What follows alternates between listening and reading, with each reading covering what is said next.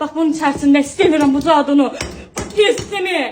Bunun içinde çok pis bir ağırlık var. Buna bakın ay Allah ay Allah. Bir insan yeni eve götürdü. Evinin içerisine cadı kok. Pisim koklar ki bu insan bedbaht olsun. Buna bak ay kız.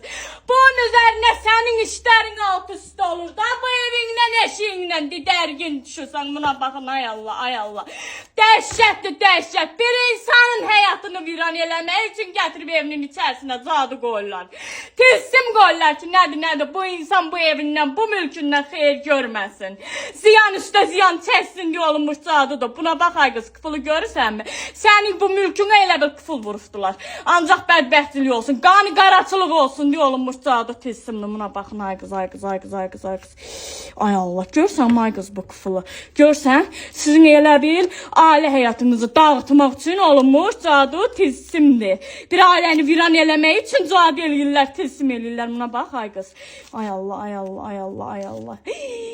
Ay qız bu Hristiyan əməldir ay qız. Vallahi bunlar sizə musallat eləyir. Sizin ailəni paramparça eləmək üçün olunmuş cadıdır. Buna baxın ay Allah, ay Allah. Görsən ay qız Hristiyan əməldir. Vallahi sizin bu ailədə nə xoşbəxtliyiniz olmaz, nə də bu evdə siz şirin ağızla otura bilməzsiniz. Buna bax görsən yoldaşınla öz şəklində qıfıl üzərinə Hristiyan əməli olunubdur ki. Bu ailə paramparça olsun. Sizin